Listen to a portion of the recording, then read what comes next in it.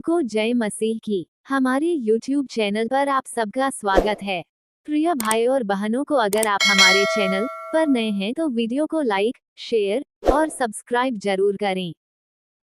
परमेश्वर का जीवित वचन, यीशु का सुसमाचार, 1 कुरिन्थियों 15, मसीह का पुनरुत्थान। हे भाइयों, अब मैं तुम्हें वही सुसमाचार बताता हूँ जो पहले सुना चुका हूँ, जिसे तुमने अंगीकार भी किया था और जिसमें तुम स्थिर भी हो।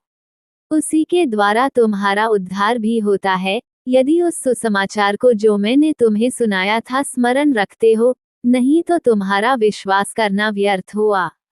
इसी कारण मैंने सबसे पहले तुम्हें वही बात पहुंचा दी, जो मुझे पहुंची थी, कि पवित्र शास्त्र के वचन के अनुसार यीशु मसीह हमारे पापों के लिए मर गया और गाड़ा गया, और पवित्र शास्त्र के अनुसार तीसरे दिन जी भी उठा।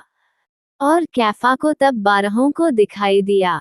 फिर वह 500 से अधिक भाइयों को एक साथ दिखाई दिया, जिनमें से बहुत से अब तक जीवित हैं पर कुछ सो गए। फिर वह याकूब को दिखाई दिया, तब सब प्रेरितों को दिखाई दिया। सबके बाद मुझको भी दिखाई दिया, जो मानो अधूरे दिनों का जन्मा हूँ, क्योंकि मैं प्रेरितों में सबसे छोटा हूँ, वरन प्रेरित कहलाने के योग्य भी नहीं, क्योंकि मैंने परमेश्वर की कलीसिया को सताया था। परंतु मैं जो कुछ भी हूँ, परमेश्वर के अनुग्रह से हूँ। उसका अनुग्रह जो मुझ पर हुआ, वो व्यर्थ नहीं हुआ, परंतु मैंने उन सब से बढ़कर परिश्रम भी किया, तो भी यह मेरी ओर से नहीं हुआ, परंतु परमेश्वर के अनुग्रह से जो मुझ पर था। इसलिए चाहे मैं हूँ, चाहे वे हों, हम यही प्रचार करते हैं, और इसी पर तुमने विश्वास भी किया। हमारा पुनरुत्थान। इसलिए जबकि मसीह का ये प्रचार किया जाता है कि वो मरे हुओं में से जी उठा, तो तुम में से कितने कैसे कहते हैं कि मरे हुओं का पुनरुत्थान है ही नहीं? यदि मरे हुओं का पुनरुत्थान है ही नहीं, तो मसीह भी नहीं जी उठा।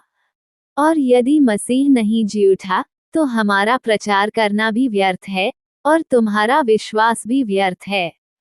वरन हम परमेश्वर के झूठे गवाह ठहरे, क्योंकि हमने परमेश्वर के विषय में ये गवाही दी कि उसने मसीह को जिला दिया, यद्यपि नहीं जिलाया, यदि मरे हुए नहीं जी उठते।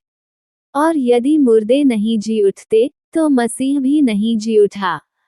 और यदि मसीह नहीं जी उठा, तो तुम्हारा विश्वास व्यर्थ है, और तुम अब तक अपने पापों में फंसे हो। वरन जो मसीह में सो गए हैं, वे भी नष्ट हुए।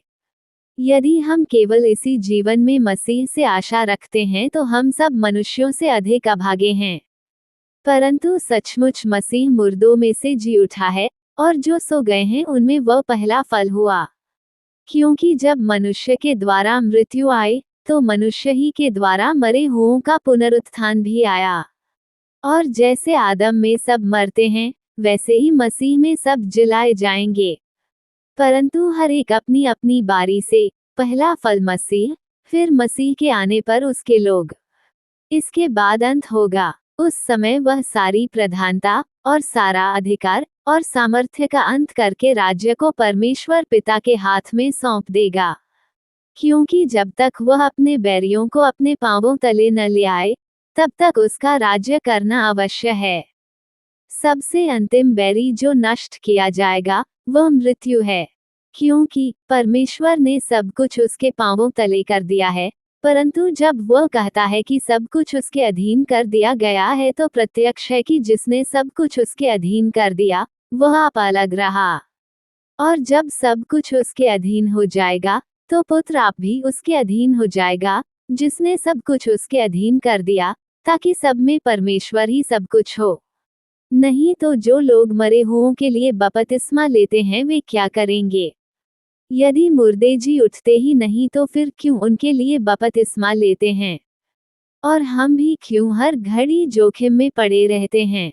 हे भाइयों, मुझे उस घमंड की शपथ जो हमारे मसीह यीशु में मैं तुम्हारे विषय में करता हूँ कि मैं प्रतिदिन मरता हूँ।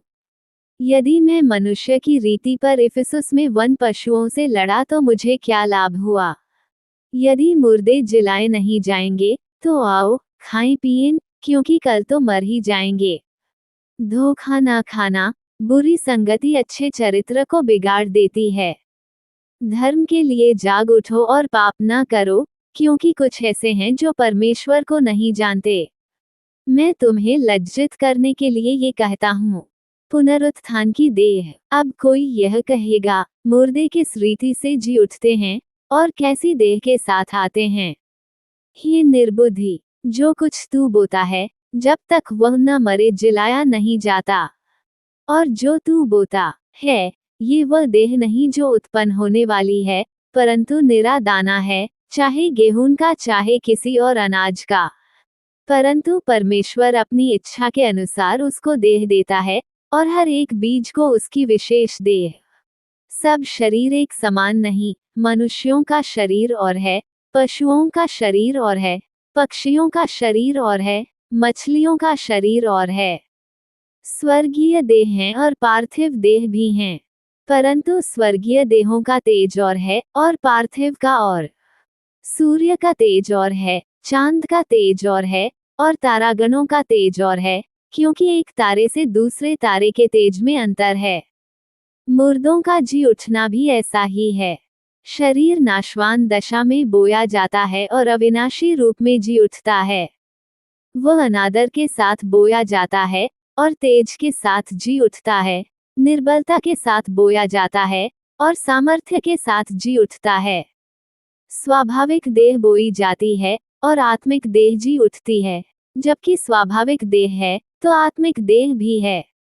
ऐसा ही लिखा भी है कि प्रथम मनुष्य अर्थात आदम जीवित प्राणी बना और अंतिम आदम जीवनदायक आत्मा बना।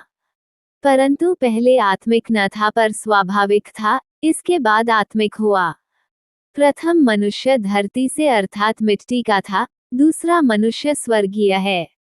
जैसा वह मिट्टी का था, वैसे ही वे भी हैं जो मिट्टी के हैं, और जैसा वह स्वर्गीय है, वैसे ही वे भी हैं जो स्वर्गीय हैं।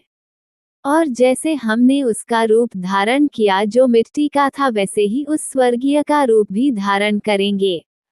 हे भाइयों, मैं ये कहता हूँ कि मांस और लहू परमेश्वर के राज्य के अधिकारी नहीं हो सकते, और न नाशवान अविनाशी का अधिकारी हो सकता है।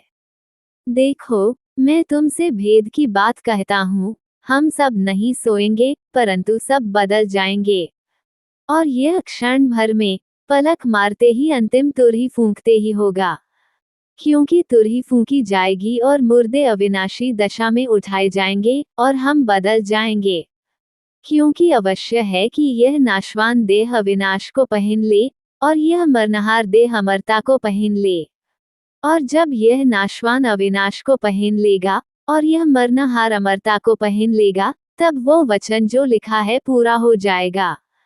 जय ने मृत्यु को निगल लिया। हे मृत्यु, तेरी जय कहाँ रही? हे मृत्यु, तेरा डंक कहाँ रहा? मृत्यु का डंक पाप है और पाप का बल व्यवस्था है। परंतु परमेश्वर का धन्यवाद हो, जो हमारे प्रभु यीशु मसीह के द्वारा हमें जयवंत करता है।